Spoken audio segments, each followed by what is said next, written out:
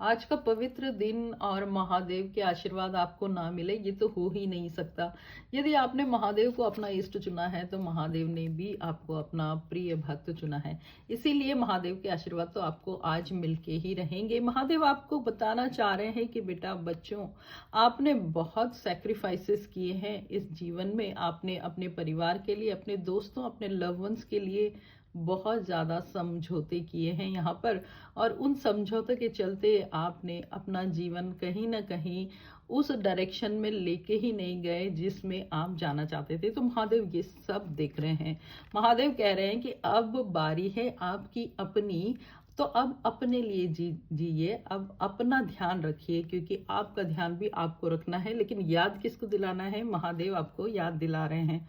महादेव आपको बोलना चाहते हैं कि आप अपनी एनर्जी को बढ़ाइए।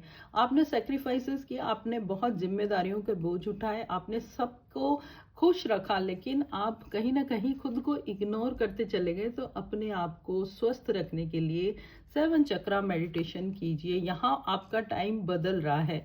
अब आप क्योंकि अपने लिए जियोगे, इसीलिए महादेव आपका टाइम घुमा रहे हैं और पूरी तरीके से आपके सपोर्ट में आ गए हैं। महादेव कह रहे हैं कि कर्तव्य पथ पर चलते हुए आपने जो गलतियां करी और कई बार कुछ लोगों को हर्ट किया है और अननोइंगली आपने किसी को नुकसान पहुंचाया है, तो महादेव आपको पूरी तरह से क्षमा करते हैं।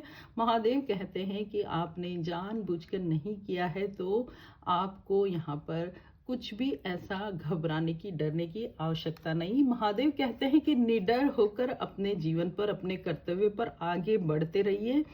काल भैरव आपको यहाँ पर आशीर्वाद दे रहे हैं कि किसी से घबराने की आवश्यकता बिल्कुल भी नहीं है।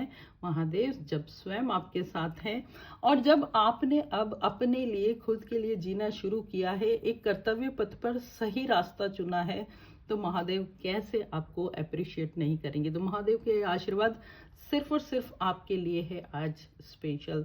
Thank you so much. हर हर महादेव लिखकर अभी इस एनर्जी को क्लेम कीजिए।